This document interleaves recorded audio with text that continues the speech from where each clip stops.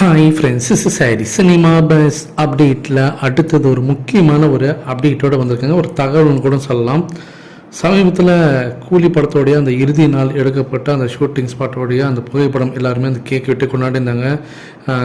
நம்ம லோகேஷ் கனகராஜ் இருந்தார், சத்யராஜ் இருந்தார், கூடவே பார்த்தீங்கன்னா ஸ்ருதியாஸ் இருந்தாங்க, ரெபா மோனிகா ஜான் இருந்தாங்க, சாண்டி மாஸ்டர் இருந்தாங்க. ஸோ அவங்கெல்லாம் நின்றுக்கிட்டு எடுத்த ஒரு புகைப்படம் இருந்தது. அதனோட ஒரு சில புகைப்படங்களும் சன் பிக்சர்ஸ் அஃபிஷியலாக வந்து ரிலீஸ் பண்ணியிருந்தாங்க, நம்ம பார்த்துருந்தோம். இதில் ஒரு குறிப்பிட்ட விஷயம் வந்து பார்க்க வேண்டிய ஒரு விஷயம் இருக்குது. என்னென்னா, அந்த ஸ்டில்ஸில் வந்து எல்லாருக்குமே சரி, நீங்கள் வந்து ஏகப்பட்ட பேர் இந்த படத்தில் நடிச்சிருந்தாலுமே எல்லாருக்குமே பார்த்தீங்கன்னாக்கா பெருசாக எதுவுமே மேக்கப்பே கிடையாது. அது நல்லா நீங்கள் பார்த்தாலே தெரியும்.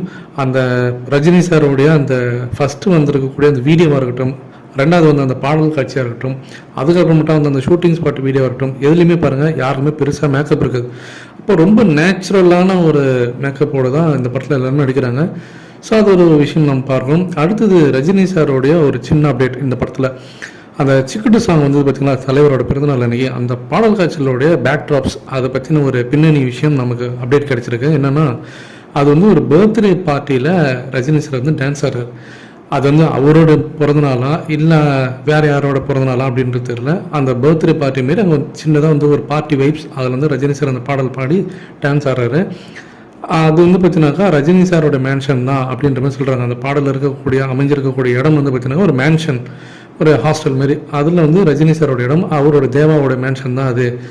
அநேகமாக அவருடைய நண்பராக வரக்கூடிய உபேந்திரா, அவர் இந்த படத்தில் ரஜினி சாரோடைய நண்பராக வர்றாரு. அவருடைய பிறந்தநாள் தான் அது. அன்றைக்கி அவங்க வந்து கொண்டாடுறாங்க, கேக்கெலாம் வெட்டி அங்கே ஒரு பார்ட்டி வைப்ஸ் கொண்டு வந்து அந்த பார்ட்டி டான்ஸ் ஆடுறாங்க அப்படின்ற மாதிரி வருது.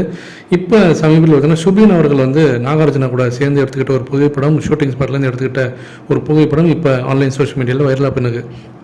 நான் ஏற்கனவே சன் பிக்சர்ஸ் ரிலீஸ் பண்ணியிருந்த அந்த ஃபோட்டோஸ், அந்த போஸ்டர்ஸ் வச்சு சொல்லியிருந்தேன்.